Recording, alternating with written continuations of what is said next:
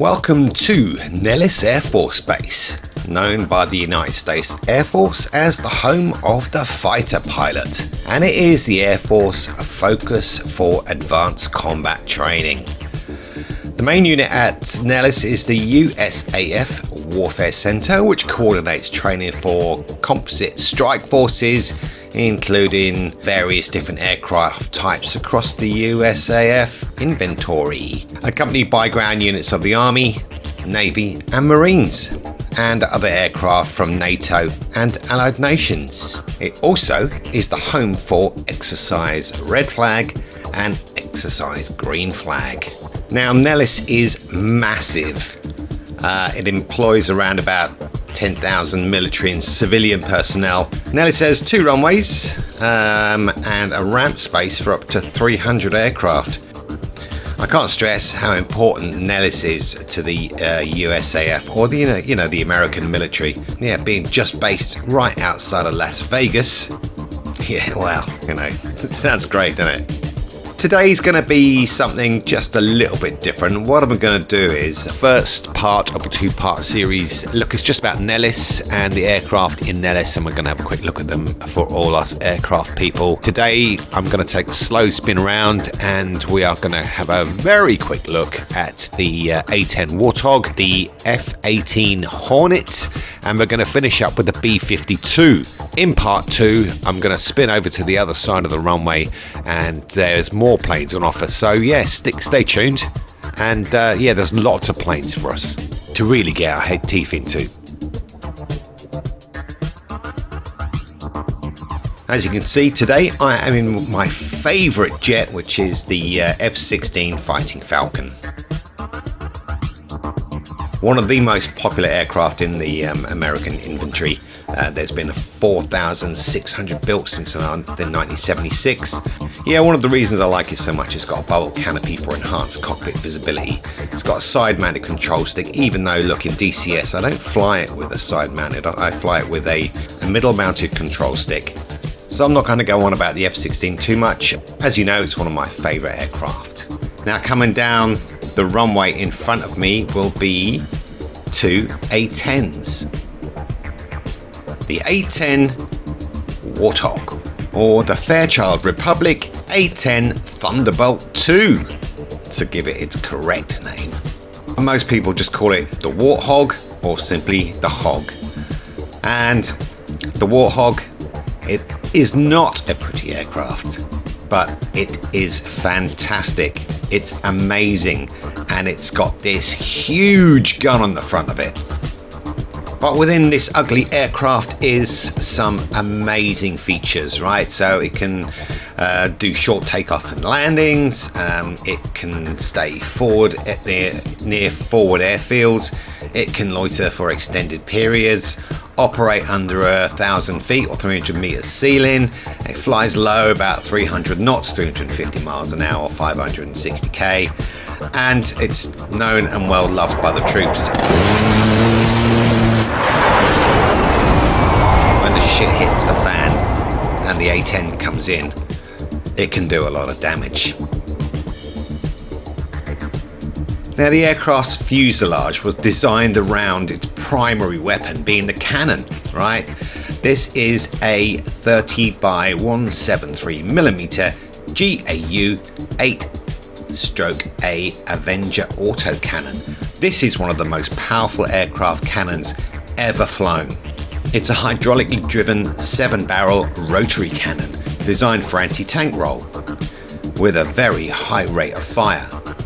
And there's loads of great stories out there, but this thing is hard as nails. The cockpit is known as the bathtub, which is 500 kilos or 1,200 pounds of titanium aircraft armour. We'll get moving ourselves because we've got a few things to go and see. All right.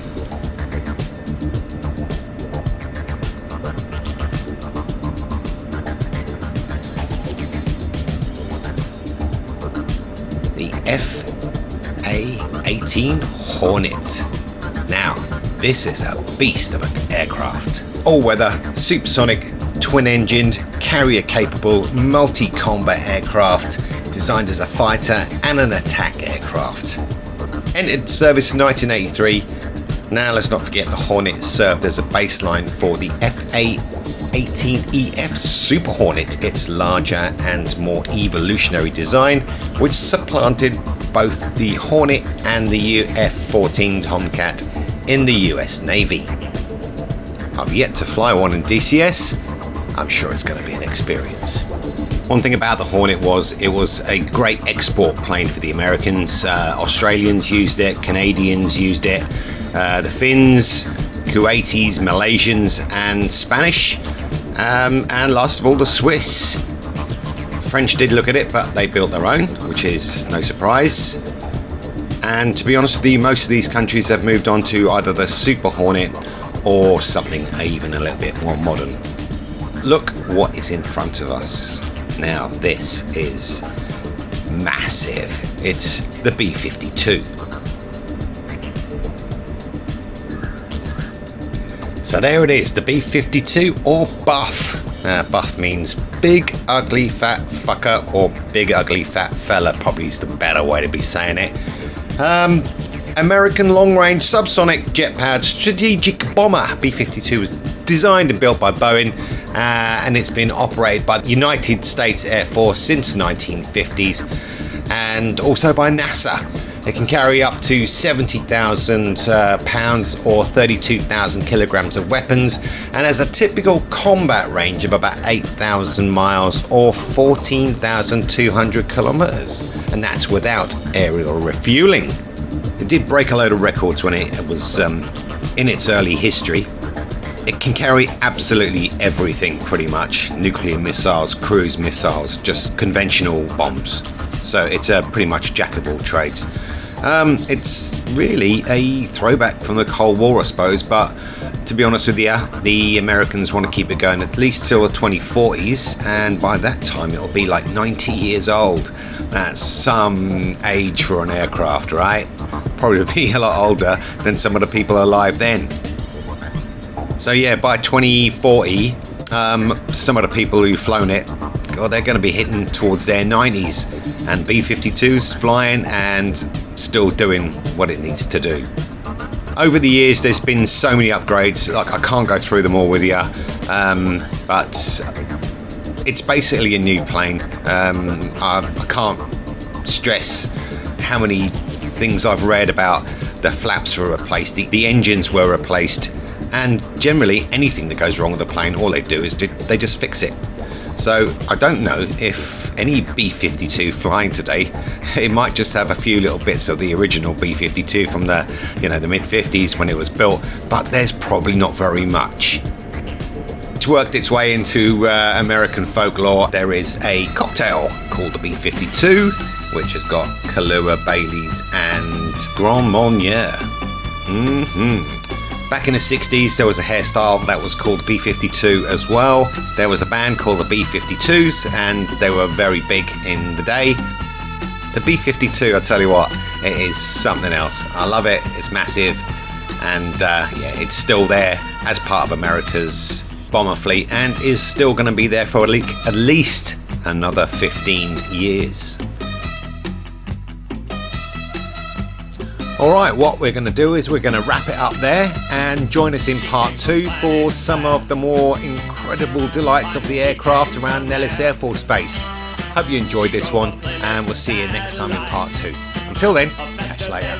Let the B-52s take it away.